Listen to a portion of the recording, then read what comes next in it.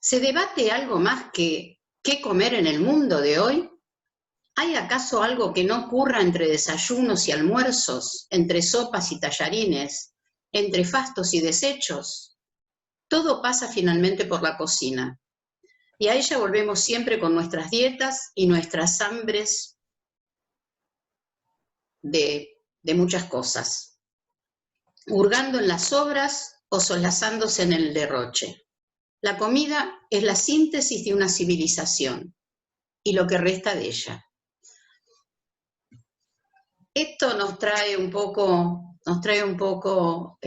una relación con la charla pasada que estuvo Marcos, que hizo un diagnóstico de la situación y de la crisis y que estamos en este momento, que algunos denominan una crisis sanitaria, donde fue una charla muy intensa, donde hizo un diagnóstico de situación impresionante, y donde también estuvo Sandrita Payán, donde Sandra dice que en realidad la crisis no es una crisis sanitaria, sino es una crisis civilizatoria, ¿no? En la que estamos todos, no con la misma responsabilidad, pero siempre estamos o padeciéndola, o siendo parte, o produciendo, o ignorando, siendo parte de esta crisis civilizatoria, y que por ahí poner en cuestión estos modos de relación y estos vínculos son los que en este momento hacen falta. Pensarnos, reflexionar por qué estamos como estamos, cómo llegamos a esta situación, cómo estamos resistiendo de una manera diferente a todas las otras maneras que teníamos aprendidas. Tuvimos que elaborar múltiples estrategias, y aquí estamos todos en esta virtualidad impuesta, a la cual nos hemos tenido que adaptar, ayornar, aprender, rebotando contra las pantallas, porque no es una cosa que para todas las generaciones nos es amigable. Y bueno, acá tenemos un ejemplo maravilloso de adaptación activa a la realidad, de resistencia, de lucha, y usando todas las posibilidades vigentes que es Kita, ¿no? Y bueno, antes de hablar de Kita, bueno, Kiki, le vamos a pedir a Kiki que la presente, así como nexo entre dos generaciones. Hola, buenas tardes, ¿me escuchan? ¿Sí? ¿Me escuchan? ¿Sí? Ok. Bueno, yo, Kita, me tocó, digamos que presentarte, pero no creo que llegue ni a los talones lo que voy a decir de vos. Son cosas más bien formales y que se saben a nivel más bien público, pero simplemente decir que sos nutricionista, esa fue tu formación, digamos, profesional, que sos, bueno, coordinadora de la Cátedra Libre de Soberanía Alimentaria de la Facultad de Medicina, en la Escuela de Nutrición de la UBA. Ahí la conocí yo, más bien en la Universidad de Lomas, dando una charla de soberanía alimentaria, y tuve la suerte de participar de la Cátedra Libre de Soberanía Alimentaria en la Escuela de Nutrición. Después sos presidenta honoraria de Médicos del Mundo. Fuiste también miembro del secretariado ejecutivo de la Federación Argentina de Graduados en Nutrición. Sos coordinadora de la Cátedra de Geografía Económica de Médicos Especialistas en Nutrición, no sé si aún lo sos. Sos asesora legislativa. Hay muchas cosas que están en el tintero, pero creo que lo más importante fue el nombramiento que recibiste el año pasado como doctora honoris causa de la Facultad de Medicina de la UBA. Fuiste la primera nutricionista, creo que le dieron esa mención. Y bueno, también fuiste elegida por las organizaciones campesinas, populares y agrarias del foro por un programa soberano y popular para que represente sus propuestas ante esta nueva gestión, y creo que eso habla ya demasiado bien de quién sos vos, por lo menos para los que creemos que el camino va por ese lado. Así que nada más que decir, más que es la luchadora de la soberanía alimentaria y de los derechos humanos, en tanto derecho a una alimentación justa, soberana, de calidad, nutricionalmente digna, para los pueblos. Y gracias por acompañarnos hoy acá, y ella misma se va a presentar cuando la escuchen de todo lo que ella trae en su trayectoria de lucha y militancia vital por la soberanía alimentaria. Gracias, Quita. Bueno, ¿cómo empezó todo esto, Quita? Bueno, la verdad que con esta presentación es larga, ¿no? Pero porque es una larga vida, y por supuesto que la larga vida hace que en distintas etapas que uno va recorriendo aparecen nuevos desafíos o aparecen nuevas situaciones. Yo, por ejemplo, ahora me siento mal porque no estoy en la trinchera, estoy acostumbrada en todas las crisis a estar en la primera línea de fuego. Pero bueno, esta vez la cosa es distinta, los años son muchos, la indicación es la reclusión, el aislamiento, y eso estamos respetándolo, por supuesto. Pero al mismo tiempo contenta de poder utilizar estos recursos que nos permiten estar comunicados, que nos permiten estar cerca de todo, y sobre todo que no hemos perdido la información. Yo digo, pobre de los seres que están desinformados y que no saben lo que pasa a su alrededor. Pero bueno, acá estamos, yo soy, como Laura me conocen muchos de ustedes, una militante de toda la vida. Comencé y di mis primeros pasos en Lomas de Zamora, cuando hace 2 o 3 años me dieron el premio Berta Cáceres y la mención en el Senado de la Nación. Descubrí que esos primeros pasos hoy se llaman ecologismo y feminismo. Pero en aquel momento era la lucha por el tema de la basura en Lomas, que no está superado, era la lucha por el restablecimiento del horno incinerador, pero era la lucha del movimiento de mujeres. El otro día en una entrevista que me hace la revista MU me dice, yo estoy viendo, dice, usted está hablando del año 48, 49, y ya hablaban de igual salario por igual trabajo, y sí, le digo, mira, hablamos desde el principio del siglo, creo, hablamos de estas cosas, y sí, lo que pasa es que hoy le damos otro carácter, más que nada porque esto se ha universalizado, porque el derecho de las mujeres ahora pasa a ser, digamos, una parte inescindible de nuestras vidas, indudablemente. Y entonces creo que no éramos conscientes. Por lo menos yo me doy cuenta de que, si bien levantamos la consigna de las condiciones de la mujer como madre, trabajadora y ciudadana, y hablábamos de los derechos civiles, no teníamos el voto todavía, tenemos que pensar que a principios del siglo pasado, también las mujeres socialistas y comunistas tomaron la calle pidiendo el sufragio universal. Bueno, entonces reconocer en esas luchas de nombres que han quedado grabados en nuestra memoria, como Julieta Lanteri, aquella que se presentó a votar y no estaba en el padrón, es una anécdota hermosísima esa. Los padrones eran de varones y ella se presentó a votar, es ciudadana, y no está en el padrón. Entonces esto es una anécdota hermosa para la época, estamos hablando de 1900. Se presenta como candidata a gobernadora. Entonces este trabajo previo que nos antecede, creo que en algún momento lo tendremos que valorar más, porque no es lo mismo la lucha que libramos en estos momentos, en otras condiciones, en otro marco histórico, en otro marco político, que las que pueden haber librado ellas hace más de 100 años. Acá, y que todavía libran en muchos países donde el trato de la mujer está realmente relegado, postergado, sin ejercer sus derechos civiles ni ciudadanos. Pero bueno, pero estas antecesoras nuestras fueron marcando el camino. Y fueron marcando el camino en la preocupación de siempre, es decir, esto de que el rol de ama de casa, y no era un problema de un rol de ama de casa, porque ama de casa o no ama de casa, profesional o no profesional, estábamos preocupadas por la situación en general. Y así como hace un siglo ahora, y hace 50 años, y 20 y 10, nosotras estamos siempre preocupadas por lo que pasa a nuestro alrededor. Claro, ahora tenemos estos medios de comunicación, estos medios de vinculación con todas, no es solamente agarrar un teléfono, sino estar permanentemente comunicada. Pero me imagino lo que debe haber sido esta lucha en plena incomunicación, en plena situación donde no existían los mismos derechos. Y yo doy un ejemplo en mi propia casa.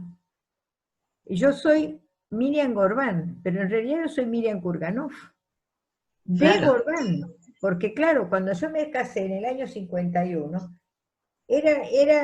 lo lógico, éramos salíamos de la casa de mi papá para ir a la casa de mi marido. El marido. Estábamos bajo el ala protectora Tutelar. el de. Entonces a mí ahora les cuesta a todos identificarme como Kurganov, pero claro, y mis hijas pasan lo mismo. Yo tengo 2 hijas, una de ellas mantuvo su apellido de soltera, es Claudia. Ella dice Claudia Gorbán. En cambio Silvia no dice Silvia Gorbán, dice Silvia Lapertosa, es decir, ella habla como yo, digamos, con el apellido del marido, que fue la pérdida también de nuestra identidad, pero al mismo tiempo era la expresión de que había una pertenencia, que no nos pertenecíamos, sino que pertenecíamos a otro. Esto parece simbólico, parece anecdótico, pero es mucho más que eso, es mucho más que eso. El hecho de poder elegir, por ejemplo, qué hacer, si trabajar, si estudiar, si qué estudiar, también fue un verdadero desafío. Yo recuerdo cuando terminé mi escuela primaria, miren de lo que estoy hablando, yo vivía en un pueblo perdido en el norte, y mi papá le dijo a mi mamá, bueno, ahora tenés que mandarla que aprenda a coser, a bordar, a cocinar. Y yo lloré todas las vacaciones, porque yo quería estudiar. Y claro, se dio la posibilidad porque en mi pueblo se había abierto hacía pocos años la escuela normal. Entonces para nosotras fue una elección de vida. Bueno, por lo menos hicimos el secundario. Claro, todos mis compañeros fueron a trabajar porque era una salida laboral en la época. Si no, tenían que emigrar. Y los varones, y los varones y las mujeres, si no eran de clase media, iban a parar a las escuelas religiosas. Por ejemplo, los varones nos mandaban a las escuelas de curas, y por eso teníamos tantos sacerdotes por ahí dando vueltas. Y las mujeres iban a las escuelas de monjas.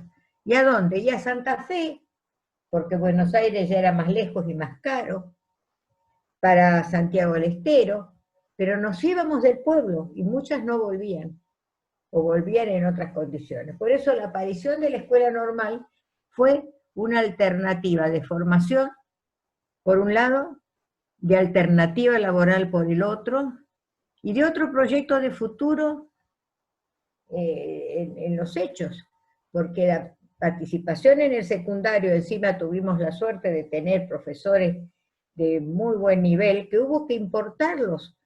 Estábamos en un pueblo, entonces la mayor parte de los profesores del cuerpo docente se constituyó con los profesionales del lugar y con otros que tuvieron que importar, desde Santiago del Estero, pero tuvieron que importarlo.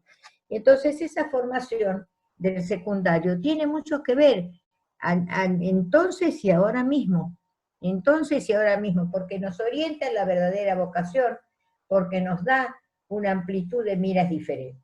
Y cuando entramos a decir qué es lo que estamos haciendo ahora, empezamos ayer, o anteayer, ya no me acuerdo, en una de las tantas charlas, dijimos, en la medida en que el tema de la alimentación no se incorpore como currícula dentro de la currícula, no como una currícula aparte, materia, alimentación, no se puede enseñar geografía sin decir dónde se producen los alimentos, dónde se cultiva el cacao, y dónde se cultiva el maíz, y dónde se cultiva la caña de azúcar, por ejemplo. No podemos hablar de la historia de la humanidad, y está muy bien la reflexión esta que inició esta charla, sin pensar que la historia de la humanidad es la historia de la alimentación. ¿Qué vino a hacer Colón acá? ¿Qué anduvo haciendo Marco Polo por la China? Y cuando empezamos a ver toda la historia de los navegantes y de la historia de las conquistas, vamos viendo, fueron en busca de los alimentos, fueron en busca de las materias primas necesarias para elevar el nivel de vida de la población, de ellos, de los otros y demás. Entonces, esto, y al mismo tiempo toda la aventura, todo lo que ha sido la colonización, dio lugar a un montón de otras situaciones que tienen que ver. ¿Por qué nuestra pampa es nuestro suelo de pampeano es uno de los más ricos del mundo junto con los de Ucrania? Porque en la época de la conquista, que no teníamos vacas, no teníamos ganado, vinieron con las 4 o 5 vacas que trajo Pedro Mendoza. Y eso en el censo ya de 1900 ya se hablaba de millones de cabezas. Y esas millones de cabezas que poblaron nuestras pampas con nuestros fértiles campos son los que fertilizaron estas pampas. Son los que fertilizaron. La bosta es la que fertilizó nuestras pampas. Por eso, cuando nos encontramos en este desafío y este debate del monocultivo y decimos, cultivo racional es este que nos dio esta riqueza, alternando cultivo con cría de ganado, porque fue la fertilización natural de los suelos la que nos dio esta riqueza, entramos a ver distintas facetas. ¿Cómo vamos a estudiar biología si no estudiamos el tema de las plantas? ¿Cómo vamos a estudiar, y esto yo lo he conversado con los decanos de las facultades de agronomía, nuestras universidades nos conforman con disciplinas en compartimentos estancos? Yo soy nutricionista y me ocupo de la alimentación. Vos sos abogada y te ocupás del derecho. ¿A qué? Bueno, ¿y qué nos pasa? Que hay alianzas estratégicas, que la mirada en la alimentación es una mirada interdisciplinaria. Cuando hablamos de la alimentación tenemos que empezar a pensar qué comemos, dónde, cómo, con quién, cómo se producen los alimentos, quiénes lo producen. Y si entramos a pensar en todas estas cosas, entonces entramos en la demografía, en la biología, es mucho más que eso, en la estadística, en la matemática. Entonces entramos en una mirada que tiene que ser obligatoriamente, necesariamente, tiene que ser interdisciplinaria. Yo les decía, cuando hablaba con los decanos de la Facultad de Agronomía, a ustedes les falta en la currícula una materia que se llama nutrición.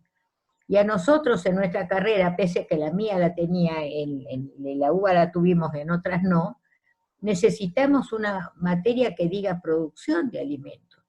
Porque nosotros no sabemos cómo se producen los alimentos, pero sí sabemos de sus valores nutricionales. Y ustedes saben de los valores económicos, cómo se producen los alimentos, pero no de sus valores nutricionales. Es decir, este intercambio que se da en nuestras cátedras, que se da en el devenir, digamos, de todas estas corrientes que se fueron desarrollando, y yo sí quiero celebrar hoy con ustedes la noticia que acabo de recibir, de que se abrió la primera cátedra fuera de la Argentina, que es la de Paraguay. Así que vamos hacia la red latinoamericana de cátedras libres. Qué bueno. Quita, esperamos un momentito, para un poquito, que te quiero hacer una pregunta. Qué bueno lo de Paraguay. Después lo vamos a retomar, porque tiene que ver con lo que te voy a preguntar. Y después voy a cargar la batería mientras vos respondes. Yo te hago una pregunta. Hablaste de ciertas transformaciones y hablaste de las transformaciones de las mujeres. Yo lo que pienso que desde esa nena que lloró porque no la dejaban estudiar ahora, hay un camino impresionante donde vos pusiste también el deseo y tu potencia y el poder y el no callarte y el seguir adelante. ¿Cómo lograste? ¿Cuándo empezaste a hacerte escuchar de esta manera?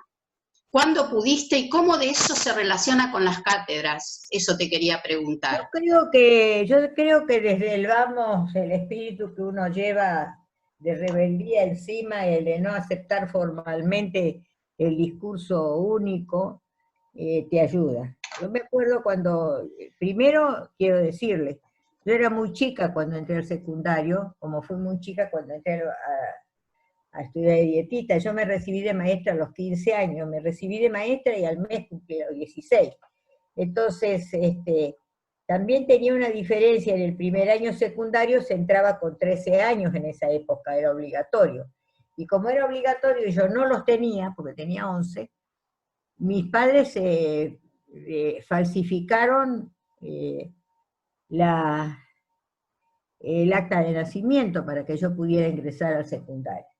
Entonces yo tenía 11 años y mis compañeros tenían 14, tenían 15, ya había una diferencia desde ya. Y nos rebelábamos ya entonces.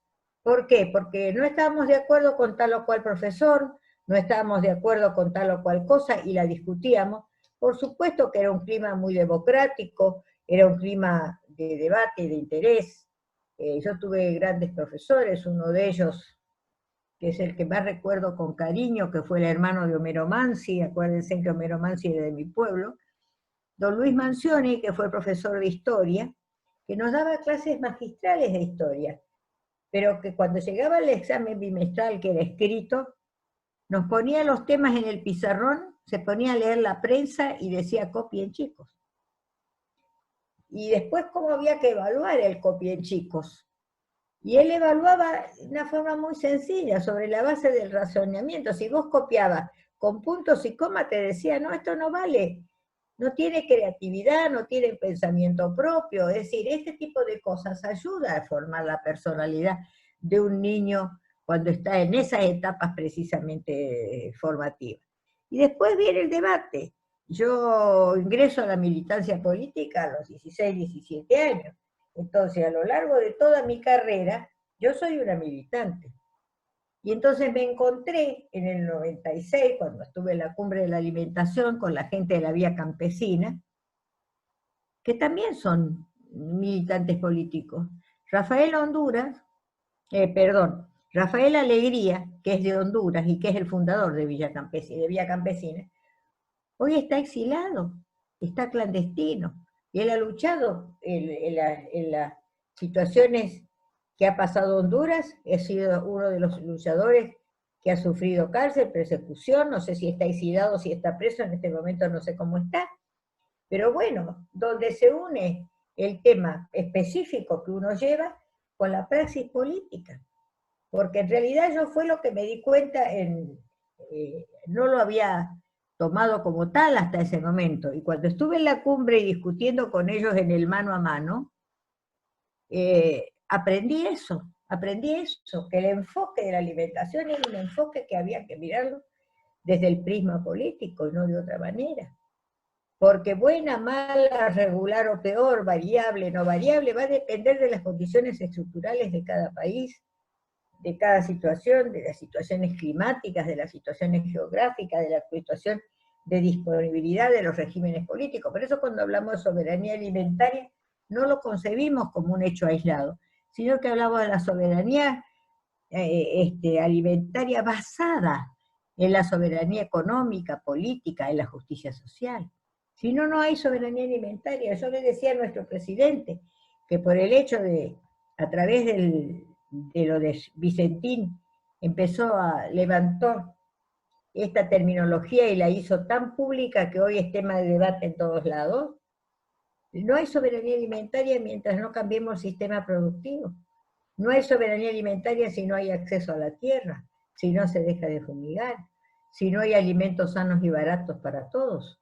No hay soberanía alimentaria. Entonces no es un concepto parcial ni teórico, ni se resuelve con una definición. Y la definición clásica está, qué sé yo, pero más que la definición clásica. Yo creo que hoy, 2020, tenemos que decir que en la Argentina del 2020 se está violando el derecho a la alimentación, por la deuda heredada, por la crisis que heredamos, por supuesto, que niegan el primero de los fundamentales, el acceso físico y económico a los alimentos.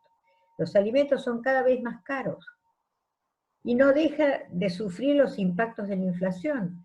Ahora aumentan de nuevo la nafta, 2 veces el aumento en el mes. ¿Eso es nafta? No, es aumento en los alimentos. Porque si la nafta aumentó el 4%, los alimentos van a aumentar el 15%, el 20%. Entonces, si nosotros negamos el acceso físico, si el salario no tiene que ver con el acceso a los alimentos sanos, seguros y soberanos, no podemos hablar de soberanía. No podemos hablar de soberanía. Entonces, por eso hablamos de situación económica. Hablamos directamente de lo que hoy el mundo entero está discutiendo, el sistema productivo. Y el sistema productivo capitalista desde ya tiene nombre y apellido, no es una cosa dicha teóricamente, es el sistema capitalista, salvaje, extractivista, que no respeta la naturaleza, que la ha tratado de moldear a su imagen y semejanza, olvidándonos que somos parte de la naturaleza. Entonces, esto es lo que está en debate en este momento. Vamos a seguir contaminando el aire, contaminando los ríos, contaminando los mares, vamos a seguir. Vamos a seguir en este sobreconsumo en algunos lados y en el déficit de consumo y de variabilidad en el otro. Vamos a seguir. Esto es lo que está discutiéndose. Entonces vamos a discutir, seguir criando los animales como los estamos criando para que tengamos esta zoonosis que a vuelta de cada tanto nos alerta con la gripe porcina, con la gripe aviar, con la vaca loca y ahora con el COVID-19. ¿Y mañana con qué? ¿Mañana con qué? Si no cambiamos el modelo productivo, vamos a seguir de pandemia en pandemia. Entonces no es un problema de que el mal gobierno que maneja y la crisis de la economía que no le importa y todas estas barbaridades que están diciendo los anticuarentena. El problema es la pandemia. Pero la pandemia es resultado de un modelo productivo en el modelo productivo hegemónico general. Porque no tiene nada que ver, porque me dicen, pero mira que empezó en la China. Sí, empezó en la China. Pero en la China también hay formas de producción capitalista. Y entonces, mientras nosotros amontonemos los cerdos en la frontera con México, como Estados Unidos, como que nos dio luego la gripe porcina, y mientras nos amontonemos en China para tener más carne de cerdo porque hay una demanda mayor de la población, y en estas condiciones, como los feedlot, yo no sé si ustedes han tenido la oportunidad de andar por la zona de Saladillo, por la zona de han visitado algún feedlot. Es espantoso. Cuando nosotros fuimos desde la cátedra a Saladillo, nos impactó primero kilómetros y kilómetros que no se podía aguantar los olores. Entonces vivir permanentemente con esos aromas no es aroma de rosas precisamente, pero lo peor fue que había llovido esos días, y el ver ese mar de vacas chapoteando en el barro, entre ellos, pisándose, lastimándose entre ellos, realmente era una cuestión, y voy a decir la palabra, inhumana, porque también el trato de los animales tiene que ser un trato más respetuoso, más amable. Ellos sufren el estrés como nosotros. Entonces, chapoteando en el barro con sus propias heces, obligando al uso desmedido de los antibióticos, que además no se usan solo para eso, sino este absurdo. Se utiliza para la cría de los animales el 70% del consumo de los antibióticos en el mundo. ¿Y eso qué trae? Resistencia antimicrobiana a nosotros por los productos residuales.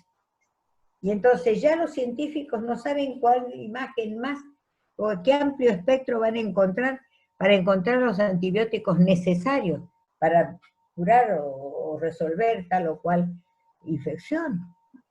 Pero bueno, para criar animales usamos antibióticos. Porque en ese sentido, Quita, te hago una pregunta y... ¿Cómo? A ver, te hago una pregunta y después le preguntamos a Cristina para que también para que nos cuente si hay algunas personas que estuvieron mandando algún mensajito para compartirlo con todos. Y primero, Cris, ¿le querés decir? Y yo en esto le quería hacer una pregunta. Hola, sí, cómo no. Bueno, aquí estoy viendo que Cristina Calveira saluda y dice que es un placer escuchar a Miriam. Nelly dice que es un orgullo escucharla y agradece a Miriam. Y varios, bueno, se han presentado, como Marcelo, que es apicultor y proveedor de nuestro patio, Graciela, que es tía de Suchi, y que está muy contenta porque la invitamos, y gracias por recibirnos, dice, que le interesa mucho el tema. Antes lo había comentado también Laura Crisolía, y bueno, así algunos más que esperamos que se vayan sumando a estos saludos. Y si tienen alguna pregunta para hacer. Yo me quería preguntarte, Quita, porque vos hablás de esto como resultado de un modelo, del modelo productivo hegemónico, ¿no? Y también preguntarte cómo ves vos este tema de que también es resultado de este modelo productivo hegemónico está sustentado también por un modelo vincular, por un modelo relacional. ¿Cómo ves vos la posibilidad de cambiar estas relaciones? Porque también vos has recorrido muchísimo este país y por fuera de este país, porque has ido hasta el juicio a Monsanto allá a La Haya, ¿no? Y has conocido también mucha resistencia. Entonces, en esa resistencia vos también has comentado varias veces que has visto mucho las mujeres organizadas, el ecofeminismo, pero ver también un poco cómo ves vos la posibilidad de organizar un modelo de relaciones vinculares que se oponga a este modelo hegemónico, tanto productivo como relacional, ¿no? Bueno, yo creo que nosotros tenemos, sobre todo en nuestro país, digo, y en todos los países del mundo, pero en especial en nuestro país. Ayer decía un comentarista, no amigo, por supuesto, que la Argentina tenía el récord mundial de movilización. Sí, yo quiero mucho a mi pueblo, por supuesto, y me siento muy orgullosa de ser argentina, porque nosotros no nos conformamos, no somos los aplaudidores de ninguna cosa. Directamente nos rebelamos cuando creemos que tenemos un derecho y ese derecho ha sido violado. Y acá está. Creo que a lo largo y a lo ancho de nuestro país es inmensa la cantidad de luchas y de resistencias que se dan. En muchas de ellas, y en la mayor parte de ellas, las protagonistas son las mujeres. El caso de Esquel. ¿Qué lugar en el mundo nos puede contar que un pequeñito pueblo de 5.000, no sé, vos sabés más cuántos habitantes tiene Esquel, resistió a una de las mineras más fuertes del mundo? ¿Quién puede? Yo me acuerdo cómo nos recibieron en La Haya. ¿Cómo hicieron ustedes para que un barrio de una ciudad como la de Córdoba echara a Monsanto? ¿Cómo fue eso? Mirá todo lo que tenemos nosotros alrededor, nosotros no podemos. ¿Cómo fue? ¿Y cómo fue? Y entonces, y las luchas de Famatina, y las luchas de Andalgalá, y la de las madres de Ituzaingó, y la de las mujeres de los barbijos de Paraná, y entonces vamos sumando. Yo estuve dando una charla el año pasado, creo en La Pampa, y se me acercó una mujer a saludarme. Y entonces, porque claro, en todas estas luchas está el protagonismo de las mujeres, y ella me dice, porque nosotros, me dijo así, yo no sabía quién era, ¿no? Y dice, porque nosotros también luchamos, y era Lucy Cornelis, ¿se acuerdan? De la rebelión de las mujeres que se negaron a que les expropien sus campos, que les rematen los campos en el periodo del menemismo. ¿No? Salieron las mujeres, no salieron los varones a disputar, a defender sus campos, salieron las mujeres y nos dimos cuenta que había mujeres que estaban en los campos.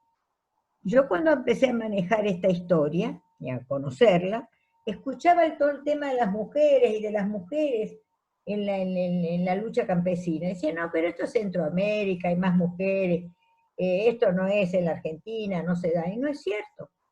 Esto de la UTT, de los movimientos sociales, movimiento campesino indígena y demás, le ha dado visibilidad a las mujeres, han aparecido las mujeres productoras, las que producen la frutilla y las que están en el algodón, que nosotros no las teníamos visibilizadas. El movimiento de mujeres, y yo lo conozco desde el Vamos, digamos, nunca visibilizó a las mujeres del trabajo rural, nunca. Incluso en la época en la que yo milité en la Unión de Mujeres de la Argentina, para nosotros era ¿qué les puedo decir? Un sello de distinción encontrarnos con las obreras, o conseguir obreras, trabajadoras de textiles o telefónica o lo que sea, que empezaran a militar por sus derechos de mujer trabajadora. Era un logro, pero no veíamos a las mujeres campesinas, no veíamos a las mujeres rurales. No veíamos a estas mujeres que hoy la gente de la UTT te cuentan, por ejemplo, que para recoger la lechuga que nos traen fresquita, nosotros se tienen que levantar a las 2 de la mañana para que nos llegue fresca a nosotros. Pero ¿con quién dejan los chicos? Estas tareas de que yo digo que somos múltiple choice, ¿no? Porque tenemos que estar en todos lados al mismo tiempo. Pero bueno. Vos sabés, Quita, te hago voy a mechar algo. Sí. No sé si mis compañeras se recuerdan, nosotros queremos hacer que estamos invitando a Elizabeth, nosotros recibimos verduras de 2 grupos de cooperativas. Tenemos la cooperativa Capilla 1610 y la cooperativa El Progreso. La cooperativa 1610, ahí hay mujeres, pero los que toman la conducción son los varones. En la cooperativa El Progreso, la dirigente es mujer, es Eli, es una persona que tiene una trayectoria porque viene de la vieja organización Guadalquivir, fuerte organización. Sin embargo, no logramos que venga nunca, porque no puede salir del campo y no puede venir porque tiene un perfil bajo y es re difícil porque nosotras queremos y queremos tratar de ver, y el otro de visibilizar su historia. Bueno, ahora nos agarró la pandemia, si no íbamos a ir allá a ver si podíamos filmar y demás, y de visibilizar esta historia de mujeres. Y en Capilla 1610, donde Luis es el dirigente más visible, aunque hay un montón de compañeros y compañeras en esa cooperativa, por ejemplo, me causa gracia porque la que cultiva, la productora de frutillas es una mujer, y me decía el otro día Melanie, que es la hija, vienen los periodistas y me dicen, correte, nena, hacerle la nota al padre, o sea que es difícil instalar esa situación. Me imagino que para vos, que en ese momento, nutricionista, médico, tu marido y demás, tuviste que hacer mucha fuerza también para poder salir de ese hogar, ¿no? Como que... Por supuesto, pero ¿sabes qué?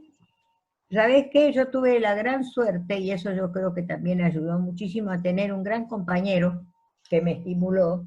Y yo cuento siempre la anécdota medio risueña, que cuando la cuento, ahora que estoy en casa de Claudia, entonces yo empiezo, yo recuerdo, y entonces empieza todos los recuerdos. Cuando los chicos, bueno, yo tuve 4 hijos, 5 hijos, uno al lado del otro, ¿no? Y estaba tejiendo los escarpines, las batitas. Y mi marido me veía tejer y me decía, en la esquina están más baratos, ¿eh? Ponete a leer. Claro, ¿te dan cuenta ustedes que era una cosa diferente? Este estímulo permanente, cuando uno tiene un compañero al lado y que te trata de igual a igual y que te estimula y que te trata de ayudarte para crecer, por ejemplo, eso es muy importante y eso a mí me ayudó muchísimo, desde el vamos, no solamente que él, yo digo de Luis, siempre me dio los hijos y la política, las 2 cosas que yo más amo en la vida, es tal cual, porque me empezó a dar la razón de ser de un montón de cosas que yo no alcanzaba a entender en mi pueblo, cuando veía el tema de la pobreza y el problema de la desigualdad y el por qué, y el por qué, y el por qué. Y cuando vos empezás a analizar el por qué y hablas de las relaciones humanas y de las relaciones sociales y de las relaciones políticas, empezás a comprender, digamos, un montón de otras cosas y entonces vas vinculando una cosa con la otra. Y vas creciendo vos también, vas creciendo vos. En mi casa, incluso ahora mismo se ríen acá, porque yo me encontré en casa de mi hija con una biblioteca muy surtida, así que lo único que hago es dormir y leer. Recuperando. Claro, no, dormir y leer. Y paso horas enteras leyendo. Mi yerno se muere de risa porque dice, ¿a qué está leyendo? Y sí, es la pasión de la lectura. Pero al mismo tiempo esa pasión de la lectura es la formación que nosotros hemos tenido en su momento, cuando no teníamos televisión y cuando no teníamos nada de esto, en un pueblo perdido allí, la salida, digamos, el crecimiento individual que cada uno de nosotros tenía, era precisamente la lectura. La lectura, porque nos abría un panorama diferente, nos mostraba un mundo que va mucho más allá de nuestras narices. Y cuando vos empezás a ver el mundo más allá de tus narices, comienza a comprender algo que Luis decía siempre: la expresión más alta del espíritu humano se llama solidaridad. Y es así. Cuando vos ves el problema en los demás y no en el tuyo, no te estás sacando la pelusa del ombligo, entonces tenés una visión mucho más global de las situaciones o de la realidad. Yo creo que al principio ustedes lo señalaban, y vamos a insistir con eso, ¿no? Estamos en una crisis civilizatoria. Hay mucha crítica, estamos en un momento también de cruce, de debates, de reflexiones, algunos que exigen al gobierno más de lo que puede dar, algunos que son muy críticos y otros que son muy condescendientes. Ni una cosa ni la otra. Hay que ver las dificultades que se están atravesando en este momento. Después de una crisis económica, no después, durante una crisis económica tan profunda como la que nos arrastró, por eso yo digo, violación del derecho a la alimentación, porque al final este modelo de producción, este sistema alimentario, el producto final que nos da es un plato envenenado. Pero agregamos otra cosa, también se viola el derecho a la información, porque no sabemos qué estamos comiendo. No solamente por el etiquetado, lucha en la que estamos metidas las nutricionistas, el etiquetado frontal, sino hay información real de saber qué comemos, porque no sabemos cuando adquirimos un producto si lo que estamos consumiendo es miel pura de abeja o es jarabe de maíz de alta fructosa, para dar un ejemplo solo de los tantos que tenemos, que ellos mismos lo llaman fraude alimentario. Entonces este derecho a la información lo tenemos negado y lo tenemos violado, Y sobre todo sabemos, cuando comemos el alimento fresco, podemos decir, pero cuando el alimento está altamente industrializado, procesado, como le llamamos ahora alimentos ultraprocesados, que son productos de la industria, hay una frase muy linda que utiliza uno de mis amigos y dice, cuando el alimento, cuando sale de la planta es un alimento, cuando se elabora en una planta es un comestible, y es tal cual. Entonces cuando nosotros hacemos las recomendaciones decimos, consuma más alimentos frescos, consuma alimentos que se produzcan en cercanía. Por eso nosotros, digamos, insistimos. En la entrevista que yo tuve con algunos diputados, algunos proyectos en eso están, con el propio intendente de Lomas. El proyecto, producir de cercanía, el comercial en cercanía. Es decir, ¿cómo llenamos que tengamos, acá en Lomas, bueno, hay una situación también especial, ¿no es cierto? Nosotros teníamos un tambo en la universidad, que gracias al conflicto que tiene la Universidad de Lomas con la de La Plata, levantaron el tambo. Qué barbaridad. Estamos propiciando que tengamos, cada municipio tenga su tambo, que es absurdo, que desde General Rodríguez vaya la leche fresca para todo el país, no es justo. Cuando nosotros técnicos y científicos del INTA han inventado ahora una nueva maquinita que permite sachetar y pasteurizar para pequeños tambos. Pero el hecho yo cuando lo escuché y en las reuniones del desarrollo social lo dije, ministro, usted quiere que los chicos tomen leche, pero que los chicos tomen leche, necesitamos el tambo por municipio. Porque es absurdo. Totalmente. Claro, es absurdo que toda la leche salga de General Rodríguez o de Nestlé, y basta ir a los comedores escolares y ver las alacenas y las despensas, que están las bolsas de leche en polvo. Entre el Serenísima y Nestlé se divide en el mercado de lo que no se consume y lo que sí se gasta. Porque los chicos no toman, no les gusta esa leche. Y el personal no le gusta o no sabe reconstruirla debidamente. Son las dos cosas. Terminamos tomando mate cocido. Y suerte, por ahí mate cocido, eso es una de las cosas que a mí me hace enojar cuando yo veo en algunas escuelas que le dan té a los chicos. Es que si no estamos en Inglaterra, porque le estamos dando té. Acá Miriam, me parece que tenemos unas preguntas. A ver, ¿podemos escucharlas? Dale. Sí, acá María Noel, y creo que tiene mucho que ver con lo que estás hablando, dice, quisiera preguntar de qué manera podemos alimentarnos hoy en este contexto de pandemia.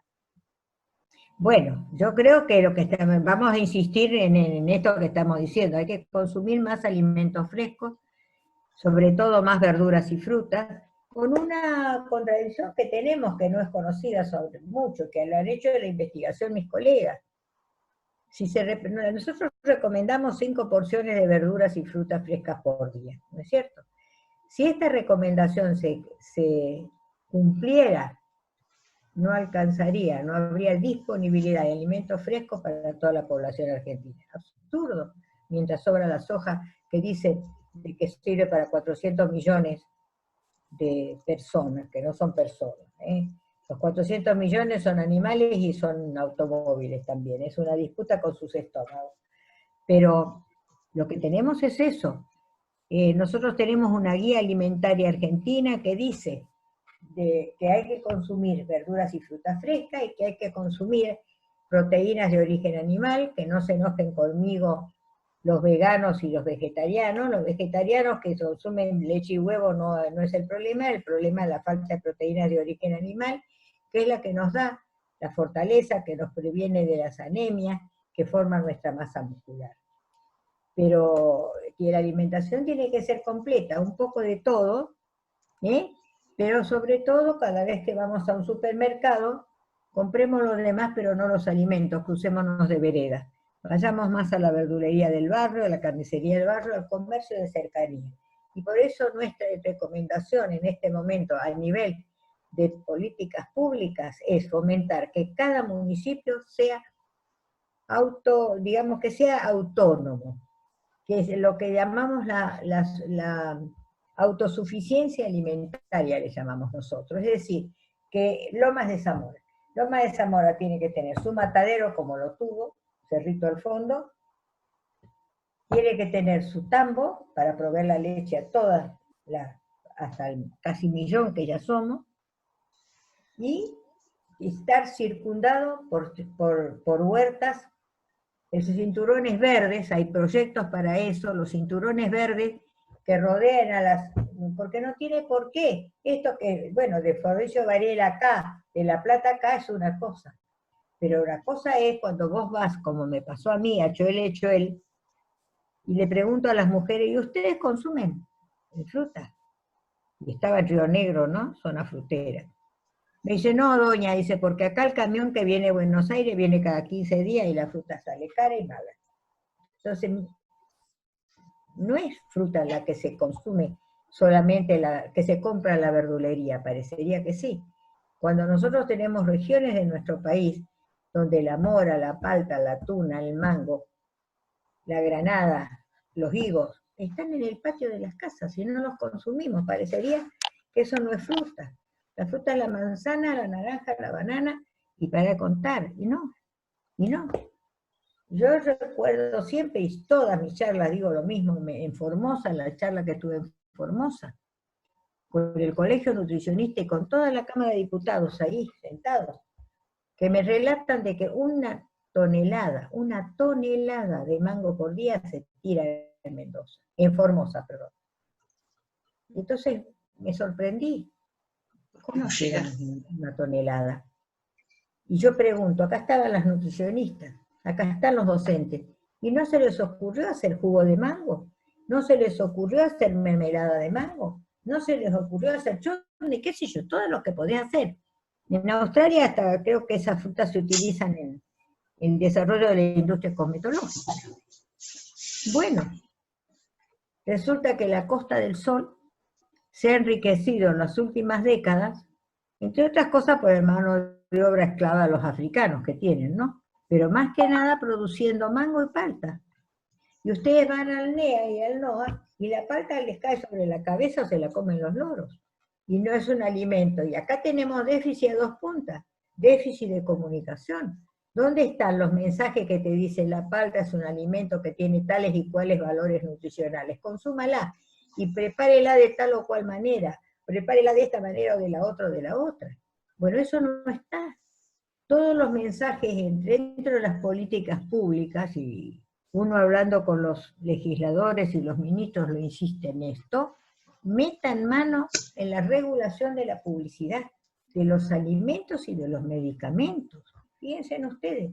A veces si usted va por la televisión a la tarde, ¿cuánto tiempo les lleva la publicidad de los medicamentos? Y nada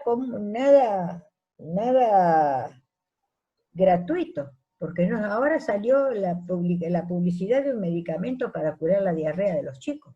Cuando si un chico tiene diarrea, lo primero que hay que hacer es llevarlo al médico, no recetarle la pastilla que te dicen en la televisión. Pero la pastilla de la televisión y la comida de la televisión para ser rubios, de ojos azules, más inteligentes, mejores alumnos, para crecer, para desarrollarse, todo lo que te vende la tele, que te dice que el niño es un consumidor y no un ciudadano. Entonces estas cosas de la política, de la regulación de la publicidad, tanto en la alimentación como en la salud, lo tenemos que insistir para que se transformen en políticas públicas. Yo le decía esto a Insaurralde, y entró y le gustó la idea de Misiones, que tiene una política pública en la provincia, una huerta, una escuela. Y entonces entró, tomó esta consigna y la empezó a aplicar en los jardines comunitarios. Son 50 y pico. Pero cuando hablamos de una huerta en la escuela, no es que la huerta la venga a cuidar el portero, sino para que la cuiden los chicos, para que planten ellos la semilla, que ellos la rieguen, que ellos la cuiden, que ellos la vean crecer como crecen ellos, que vean la importancia de la nutrición para alimentar esa planta que los va a alimentar a su vez a ellos. Es decir, forma parte de esto que yo decía, de la currícula educativa. Y le decía más a Insaurralde, en Francia, por ejemplo, se bajan los impuestos a la gente que cultiva en las terrazas. En Lomas de Zamora nos han convertido en una ciudad inmobiliaria llena de edificios, departamentos, una selva de cemento, de la zona residencial que llegó a ser en su momento. Bueno, ¿qué le parece, señor intendente? Le dije, si empieza a pensar en que empiece la gente a cultivar en las terrazas y de esa manera le puede bajar un poco los impuestos. ¿Se quedó? Como si no fuera una novedad. Y bueno, pero no es una novedad, mire, en Francia ya se hace, cuando vos ya le decís en Francia, bueno, ya uno quiere ser como uno, ¿viste? Ya es otra cosa. Pero es real, porque al mismo tiempo vamos a contribuir a cambiar el clima, porque lo que no decimos es que esta pandemia sucede a una crisis climática que es resultado del sistema productivo capitalista. Y entonces, totalmente. A la que tenemos que empezar a observar de otra manera. El manejo de los residuos. Ayer con Cabandier se largó un nuevo plan ambiental. Y por supuesto, ya vieron las críticas. Por supuesto, la crítica viene antes de la realidad. Pero resulta que dijeron cosas muy importantes. Por ejemplo, una ley de educación ambiental. Eso es fundamental. Eso es fundamental. No se trata. El tema del plástico es uno de los contaminantes mayores y se está viendo en todos lados, en todo el planeta. Entonces, ¿nosotros cómo lo resolvemos? No aprendemos a llevar la bolsita de tela al supermercado. Y entonces, ¿qué hace el supermercado? No nos da. No, nos da la bolsita, nos la cobra. Es peor, ha hecho el negocio de la bolsa. Quita. No resolvemos así el problema. Un minutito, antes de seguir avanzando con este tema tan interesante, hay algunas preguntas que vienen del tema anterior, en relación a la alimentación. Acá Marcelo dice que hoy hay nísperos maduros por todos lados en la ciudad. Es verdad, cuando hablabas de esto del... No escuché. ¿No escuchaste? Que Marcelo dice... Sí, que hoy hay nísperos maduros por todos los lados, por toda la ciudad. Claro. Gratis. Acá en mi casa hay una planta y los frascos y frascos que ha hecho mi hija del dulce de nísperos. Nísperos, por favor. O los higos. O las moras, yo me cansé de lavar patios con las moras. Y cuando estuve en Londres, en un supermercado, me encontré con una cajita toda primorosa, con cintitas de celofán, de color y qué sé yo, y creí que eran arándanos y eran moras, esas que nosotros tiramos, esas que nos ensucian los platos y bueno, es fruta. Entonces, ¿qué es lo que nos pasa? Nosotros como nutricionistas, y eso se lo decía yo al colegio de nutricionistas en Salta o en Formosa, no tenemos una política comunicacional que nos diga la mora, la tuna, además de ser esto que yo dije hace un rato, tiene tales y tales valores nutricionales. Por ahí vamos a entrar. Es un problema de educación alimentaria, claro que sí. es un problema de romper algunas cuestiones culturales. En la fruta no es solamente la naranja y la manzana. Cuando hablamos de fruta en los colegios se piensa la manzana, la naranja, no. Hay otra fruta. Y además tenemos que tener en cuenta, en el caso de las verduras y de las frutas, las variaciones estacionales. Nosotros queremos tomate todo el año, queremos naranja todo el año, eso tiene un costo. Eso tiene además del costo propio, está el costo de la logística, de trasladar de una punta de la otra contraestación. Y este es el problema de la globalización de la alimentación en el mundo entero. Atravesamos mares, atravesamos montañas, atravesamos países enteros para la contraestación, para que no nos falte el tomate todo el año, para que no nos falte la naranja todo el año. Bueno, estas cuestiones que hacen en la educación alimentaria son parte del trayecto, del camino que tenemos que recorrer. Empezar a pensar en eso, en las variaciones estacionales, en tener el calendario, ¿cuál es la verdura de este momento?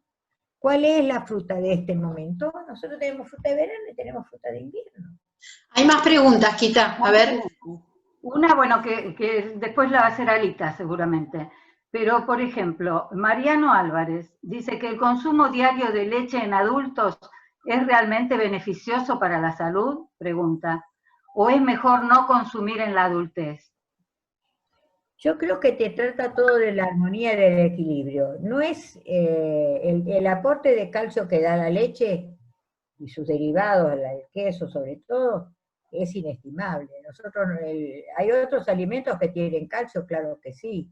Y está el caso, en una charla me dijo uno de los chicos, el perejil también tiene calcio, sí. Pero para llegar a tener el calcio que tiene un vaso de leche, vos te tenés que donar una parva de perejil. Claro. Y además la biodisponibilidad. Los alimentos de origen animal, sobre todo las proteínas, tienen mayor valor biológico que los alimentos de origen, las proteínas de origen vegetal, por ejemplo, los minerales. Nosotros hoy tenemos un nuevo desafío, los nutricionistas.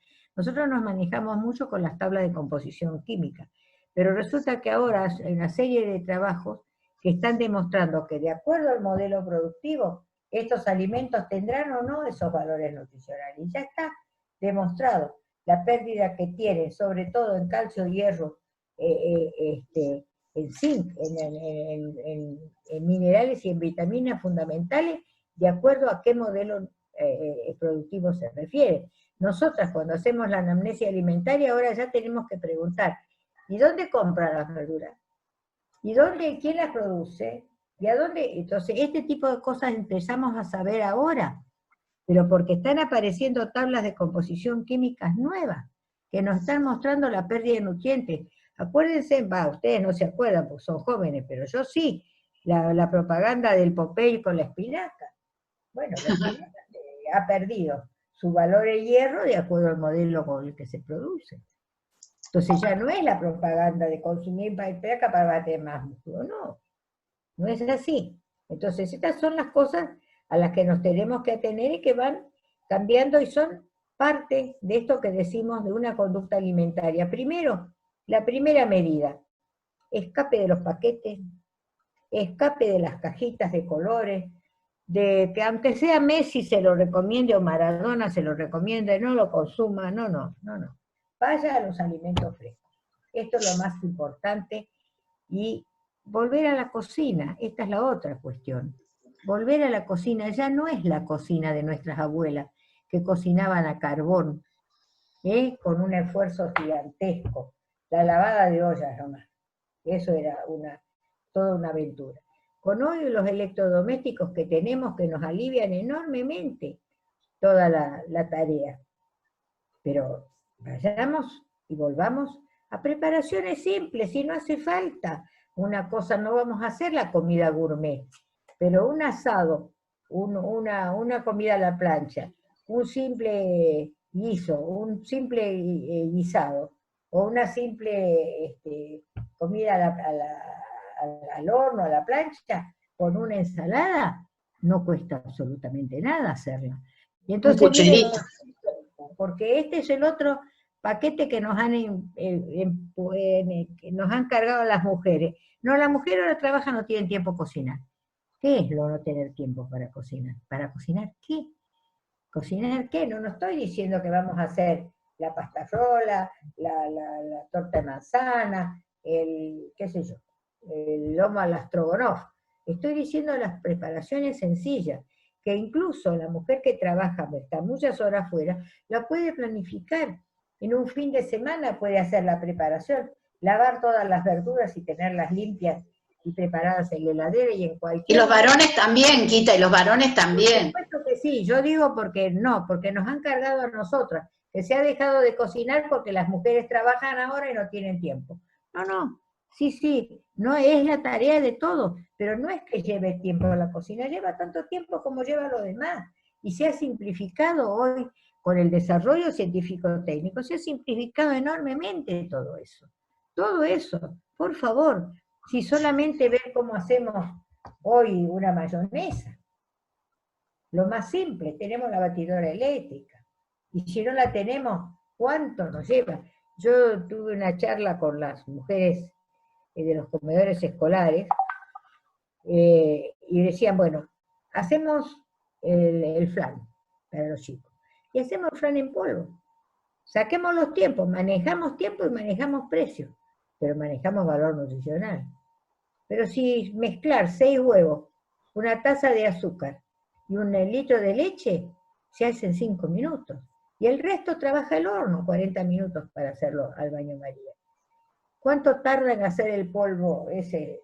Y los valores nutricionales y el costo. Las dos cosas, y el costo también es mucho menor. Mucho menor. Me parece, Alita, me parece que tenemos otra pregunta, Quita. Alita, sí. ¿Vos tenías una pregunta? Sí, yo quería hacer una pregunta, Quita, porque nosotras más o menos que estamos en este espacio ya sabemos y consumimos alimentos frescos que no tienen glifosato, pero siempre es mejor consumir alimentos frescos en cualquier verdulería que procesados, ¿o no? Aunque tengan glifosato. Claro, porque no es solamente el glifosato, yo quiero que ustedes sepan que nos rechazaron una partida de naranja que habíamos exportado a España porque tenía, ¿cómo se llama el producto? Bueno, no me acuerdo. No importa, después lo buscamos. Pero es uno de los tantos paquetes tecnológicos que se están usando, que se utilizan supuestamente para producir más. Y ya está demostrado que no se produce más, sino que el producto sale una sobreexplotación de los suelos y que terminan contaminando el suelo, el agua, el ambiente y el alimento final. Entonces, cuando yo digo que estamos violando el derecho a la alimentación porque el producto final está contaminado, claro, por eso decimos, señor presidente, no hay soberanía alimentaria y no paramos de fumigar. Claro que sí.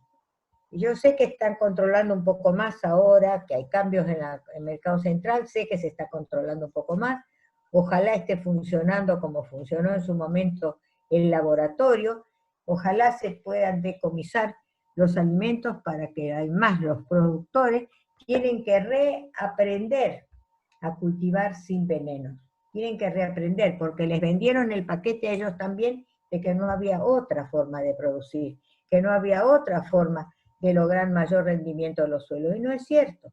Clorpirifos se llama el producto que estaba contaminado la naranja. Clorpirifos me decía. Sí, Clorpirifos decía. Está prohibido en Estados Unidos y está prohibido en Europa. ¿Saben por qué? Porque tiene efectos directos en el aparato cognitivo, en especial de los niños, que lo lleva al autismo. Entonces, ¿qué estamos haciendo? Prohibido, y nosotros seguimos usando uno de los tóxicos más usados en la producción de fruta y verdura, el clorpirifos. Acá tenemos. Entonces, ya no basta, porque estoy hablando de la naranja, entonces no era un problema de que la voy a comer pelada. ¿Cuántos de nosotros hacemos todavía la ralladura de naranja o de limón para las tortas y para la pastelería? Bueno, cepillado intenso, si no queremos, porque en realidad no podemos decir se va con vinagre, se va con cloro, no se va. Tenemos que lavar intensamente y cepillar en el caso de las cáscaras, ¿no? Cuando usamos la cáscara de limón o de naranja hay que cepillarnos y muy bien. Pero lo que pasa es que necesitamos una política pública que diga paren de fumigar.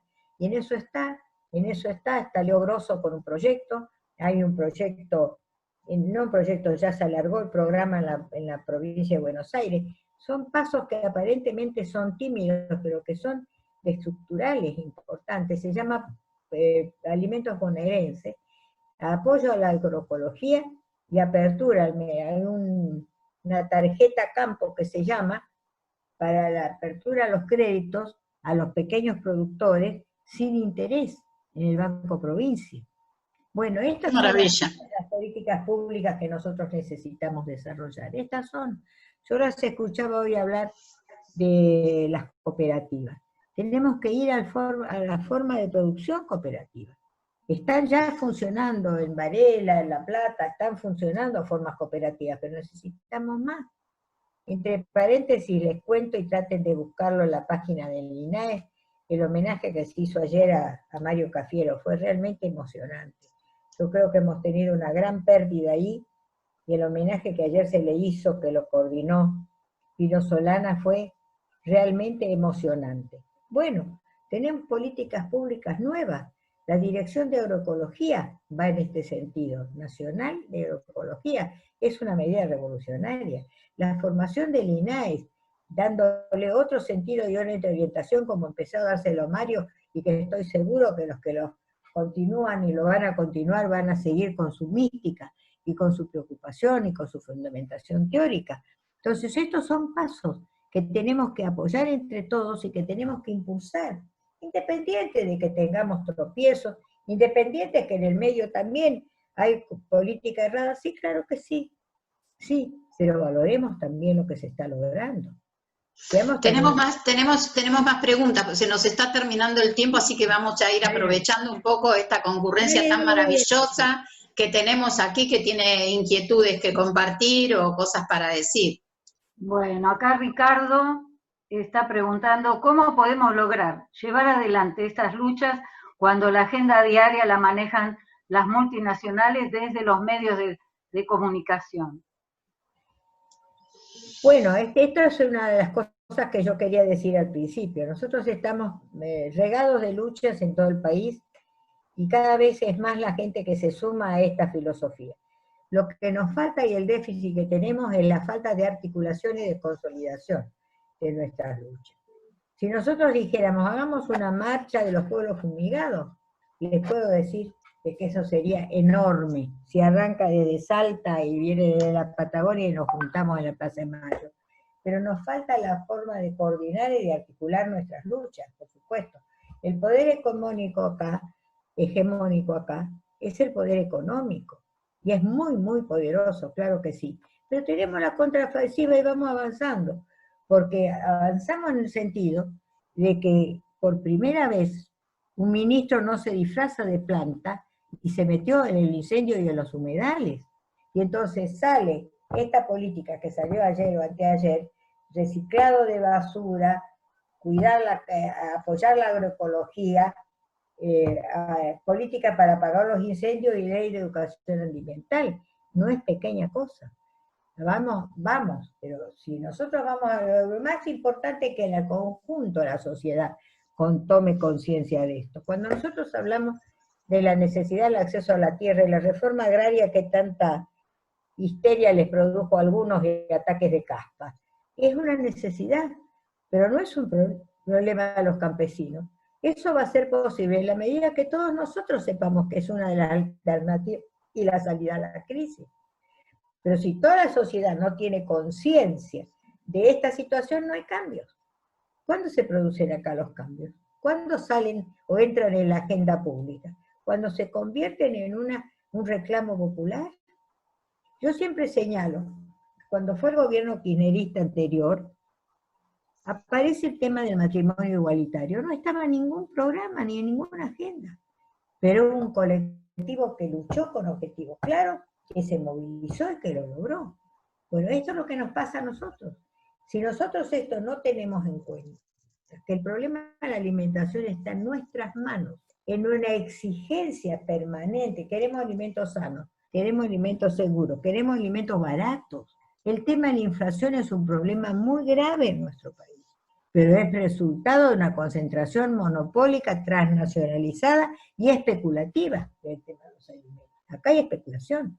Y mientras no metamos la mano en el bolsillo, ahí está discutiéndose el proyecto de los ricos. Pensamos que eran 12.000, ahora son 9.000, menos. Y ayer daba Heller estos datos. El 50% de ese aporte solamente lo van a hacer 200 y pico de personas. Esto es una barbaridad.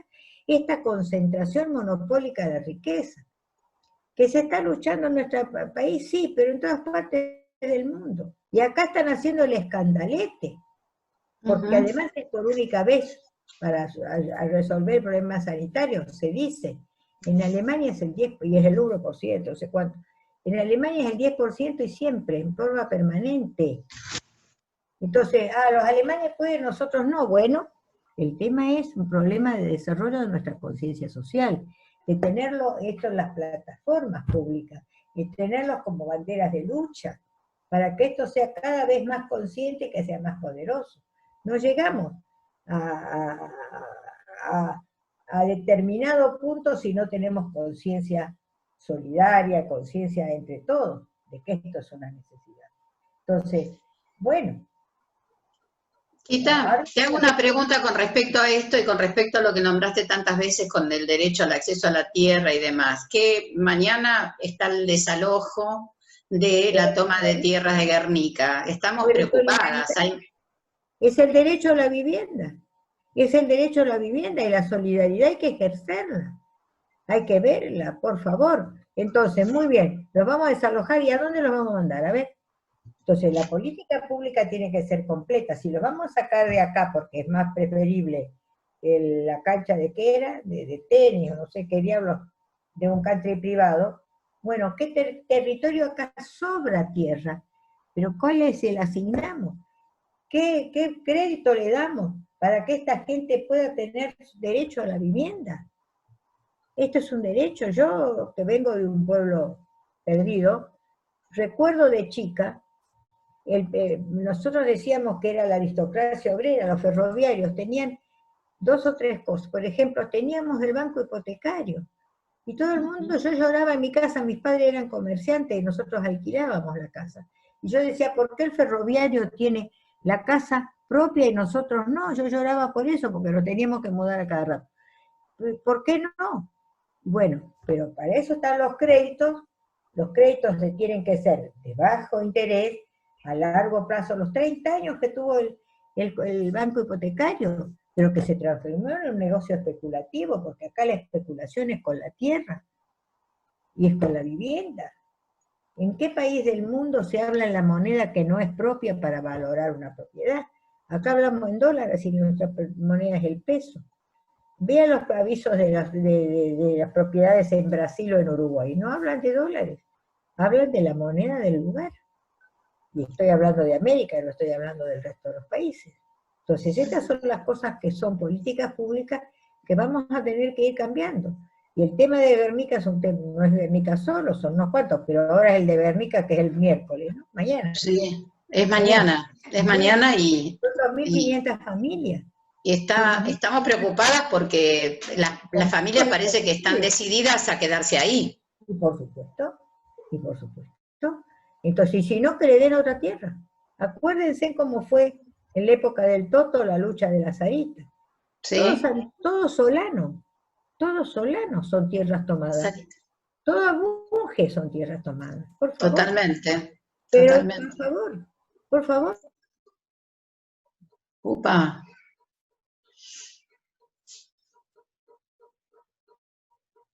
¿Se congeló, Quita? Alita, ¿pasa algo? En relación a esto, se congelaron varios, me parece. En relación a esto, no sé si me escuchan. Alita, pero Alita quiere decir algo en relación a lo técnico, me parece, ¿eh? Sí, perdón, hubo como un subidón de energía y se cortó un poquito. Ahora se va a reanudar.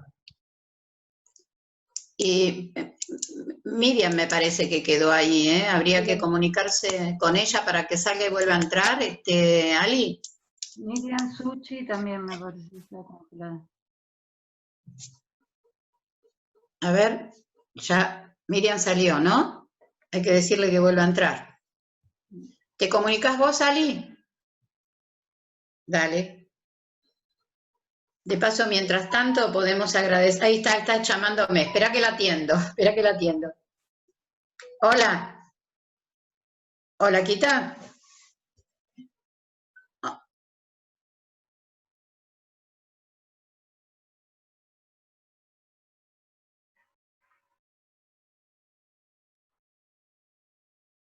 Sí, parece que algunos tuvieron problemas.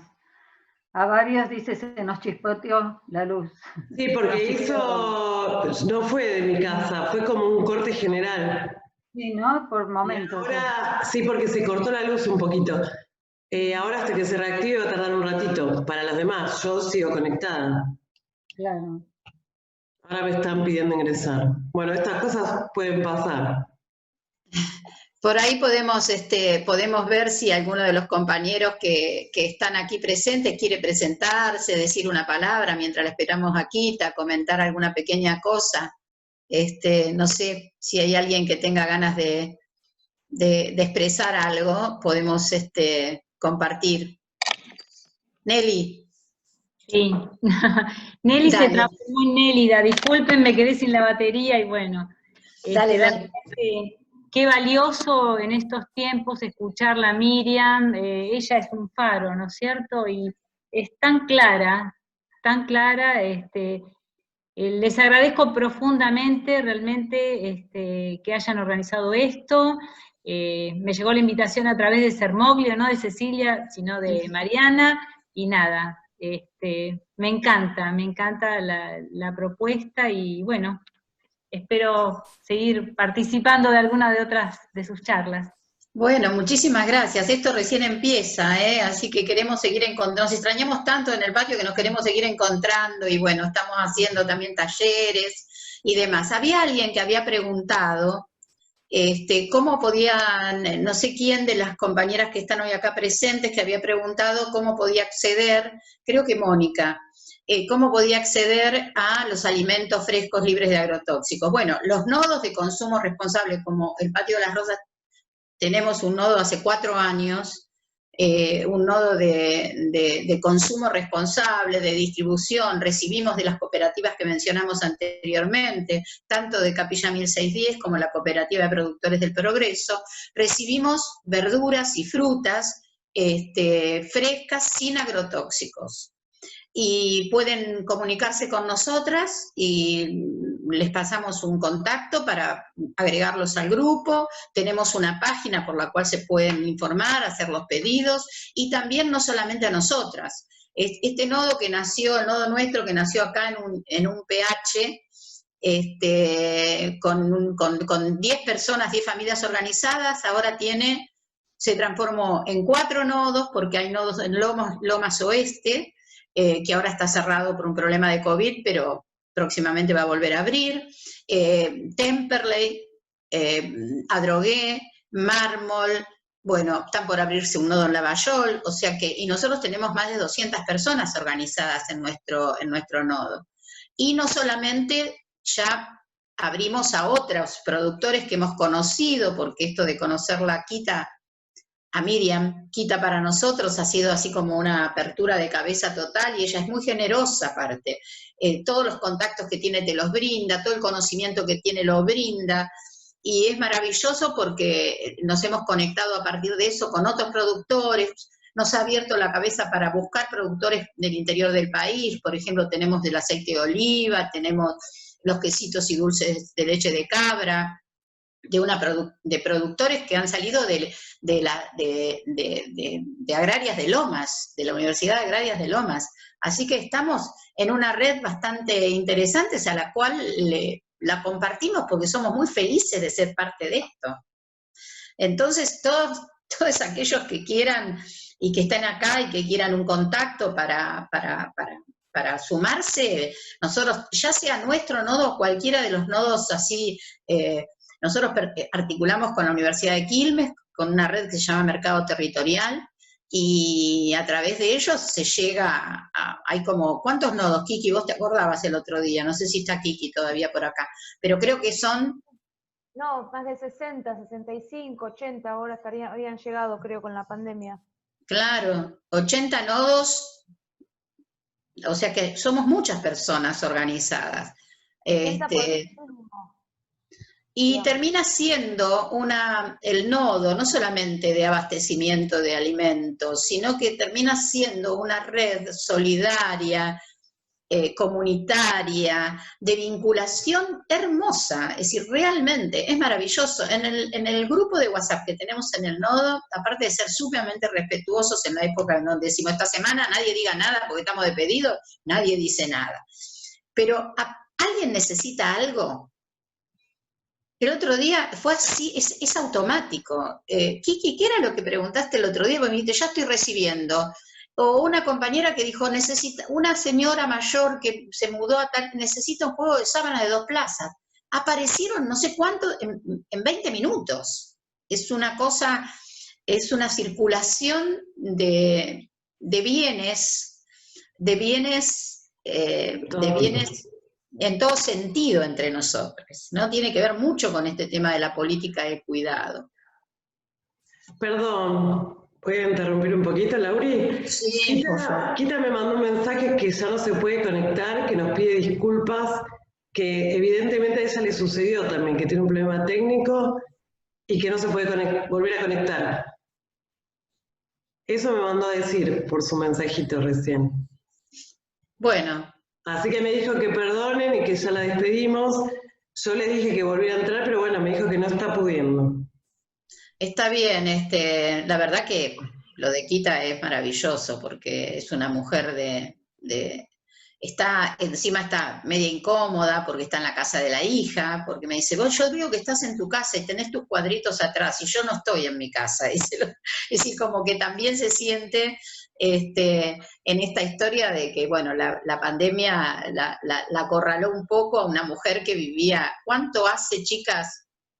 Que fuimos a verla a la universidad, fuimos a una charla que nos invitó a la Facultad de Medicina, y ella salió, nos llevó a nosotras parando la combi, no hace ni un año, y nos trajo en esa combi, ella nos trajo en la combi, que ya habló y arregló con los choferes que la dejan prácticamente en la esquina de su casa, pero es una mina muy grande que viaja, va, viene, y realmente esta pandemia a todos nos ha acorralado bastante, ¿no?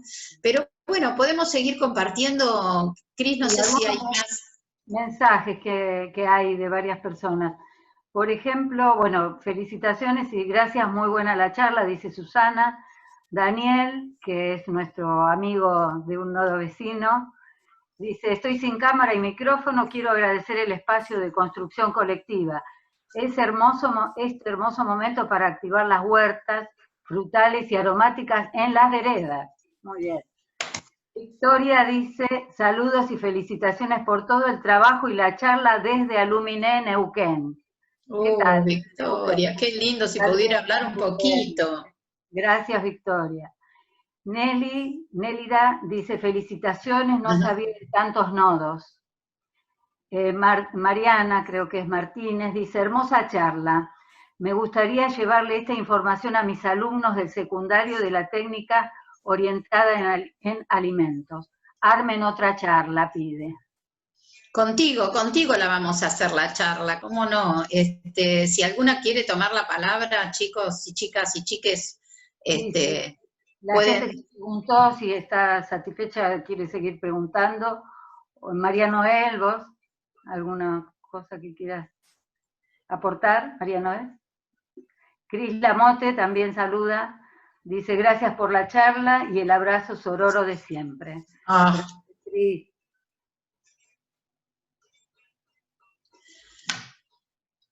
María Noel.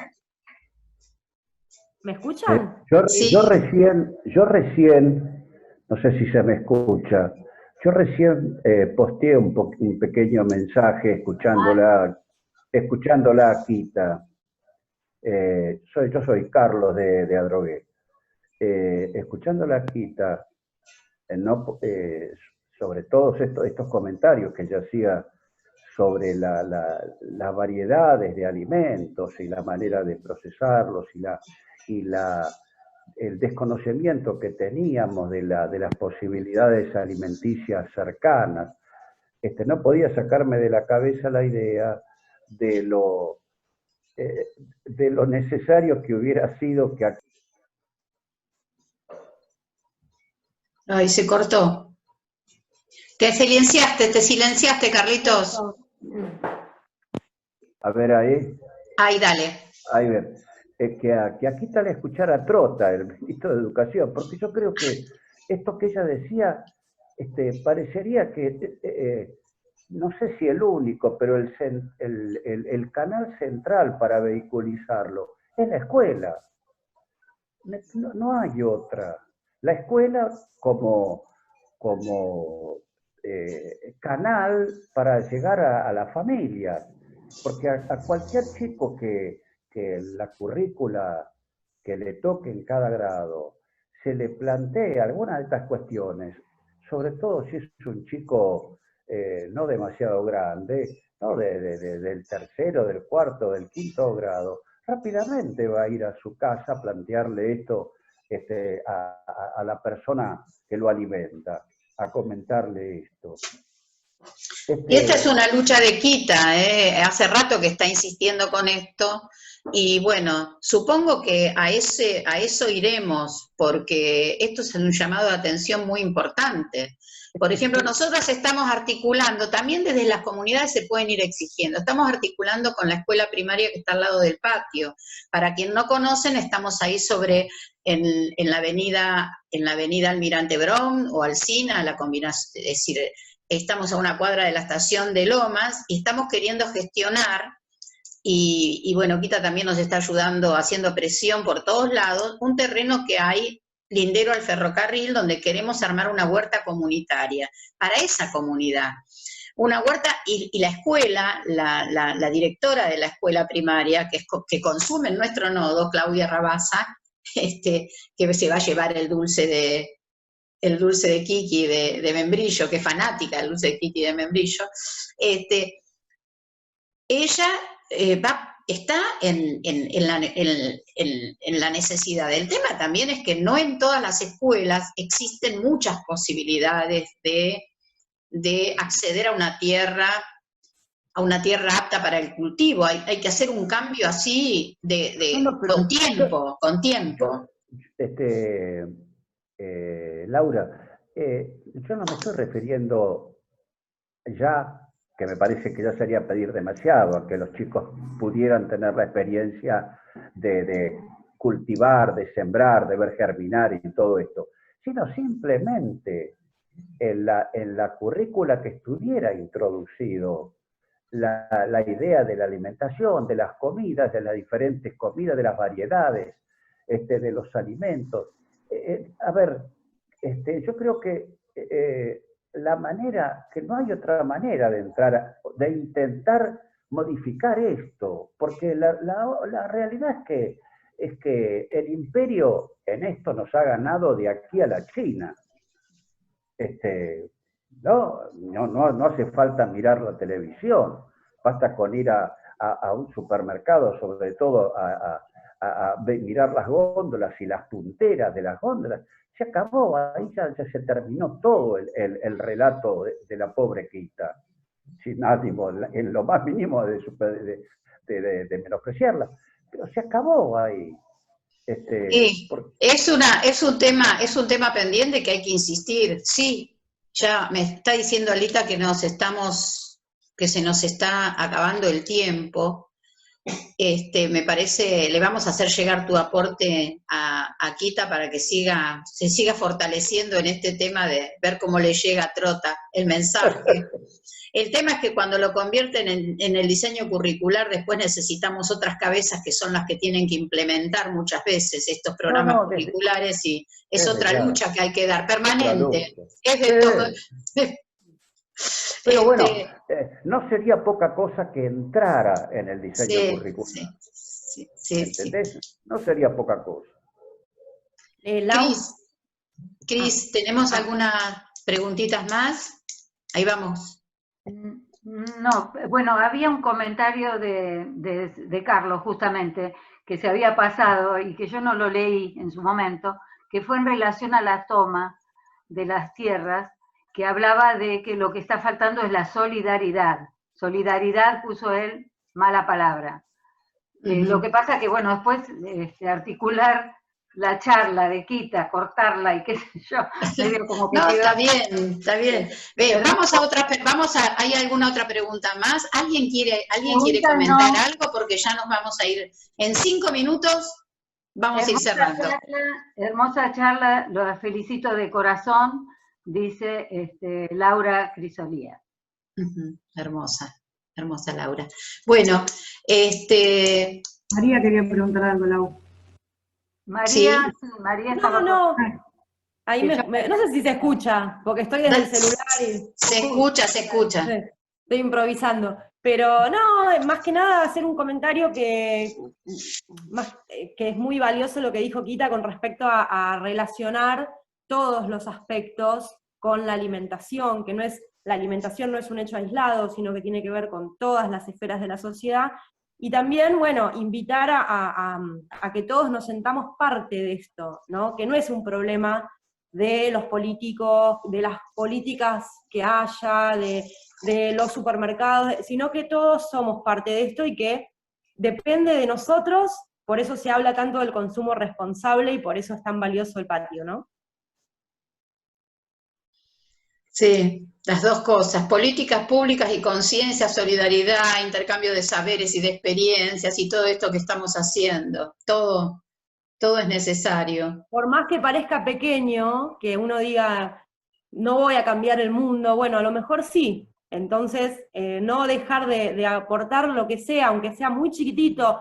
Yo, por ejemplo, una pavada que yo todos los días comparto una receta por Facebook, o una bebida, o algo que hago en casa, con cúrcuma, con jengibre, con cositas que tengo en casa, con menta.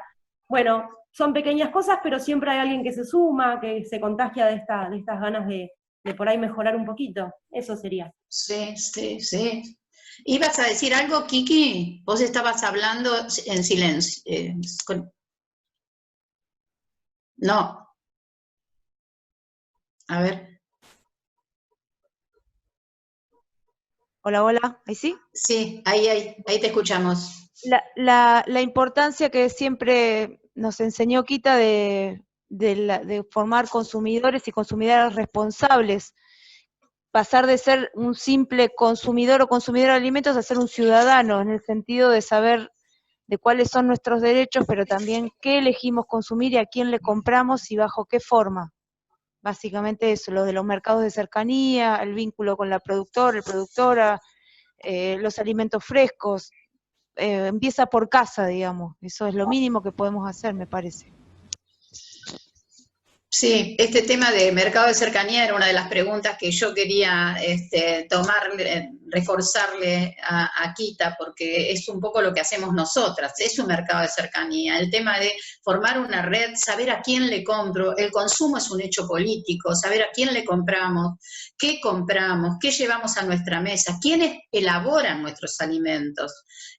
Cuando nosotras descubrimos esto y cuando vamos a la quinta y sabemos y participamos de la asamblea donde se pone el precio del bolsón, es una felicidad enorme estar participando de esa situación, es lo que nos tiene tan enamoradas de este proyecto.